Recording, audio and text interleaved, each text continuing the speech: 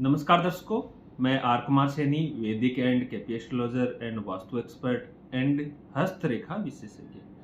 आज अपन इस वीडियो के अंदर चर्चा करेंगे कि हथेली के अंदर वो कौन से चिन्ह होते हैं जो व्यक्ति को बड़ा पद, अधिकार, यश, मान सम्मान, धन संपत्ति, बहुत अच्छी स्थिति के अंदर आसानी से उपलब्ध करवाते हैं।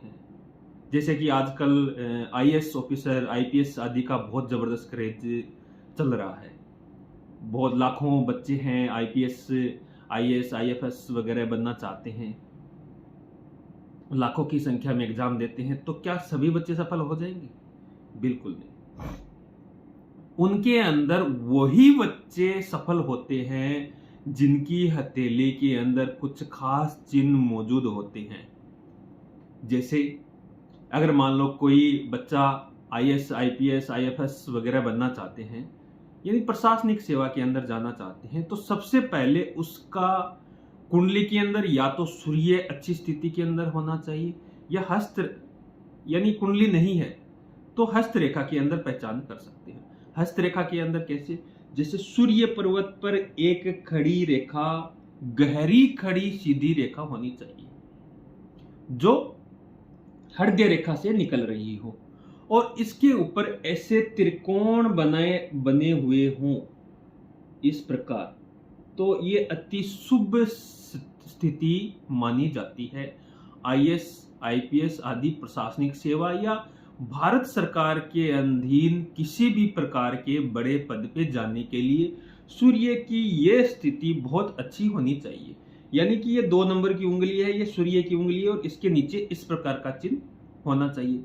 दूसरी, जीवन रेखा, ये जो जीवन रेखा है इसके ऊपर इस प्रकार से खड़ी रेखाएं होनी चाहिए जो व्यक्ति के ग्रोथ को, सफलता को, अचीवमेंट को, यश को, मान सम्मान को दर्शाती है। यानी कि इस प्रकार की जीवन रेखा के ऊपर चिन्ह बने हुए, खड़ी रेखा हुए हो, और सूर्य पर्वत इस प्रकार हुआ हो, और भाग्य रेखा है वो चंद्र पर्वत से निकल के बिल्कुल स्पष्ट और गहरी और लाल रंग की हो, और ये मस्तिष्क रेखा, हृदय रेखा को काटती हुई शनि पर्वत को क्रॉस कर रही हो, तो व्यक्ति आईएएस के, आईपीएस के, भारत सरकार के अंदर बड़े पद पे पहुंचता है। अगर ये भाग्य रेखा यहाँ पे अगर त्रिकोण भी बना रही हो तो ये भी बहुत जबरदस्त होता है, या ये आगे जाके इस प्रकार मछली का चिन्ह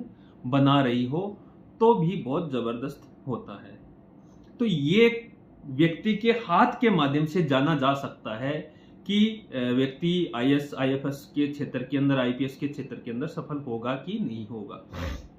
दूसरी चीज कि जो लोग आईएएस, आईएफएस के अंदर हो जाते हैं उन लोगों का शुक्र पर्वत है, ये जो क्षेत्र है ये बहुत जबरदस्त होता है। कैसे? इसके ऊपर गहरी इस प्रकार की रेखाएं हो, या इस प्रकार की रेखाएं हो, या सुंदर शुक्र पर्वत हो, उठा हुआ शुक्र पर्वत हो, तो बहुत बढ़िया। इसके अंदर अगर आईपीएस के सेक्टर के अंदर जाना है तो आईपीएस के अंदर एक विशेष रेखा का ध्यान रखने की बहुत जरूरी है कि एक जीवन रेखा के साथ में एक सहायक रेखा इस प्रकार बनी हुई हो, और वो पूर्ण इस प्रकार आगे तक, नीचे तक आ रही हो। लंबी सहायक रेखा, भाग्य रेखा, जीवन रेखा की सहायक रेखा या मंगल रेखा भी उसको बोल सकते हैं, वो भी अच्छी, गहरी, सुदृढ़, बिना कटी फटी हो, तो व्यक्ति आईपीएस के सेक्टर में 100% सफल हो जाता है। ये ध्यान रखने योग्य बातें हैं।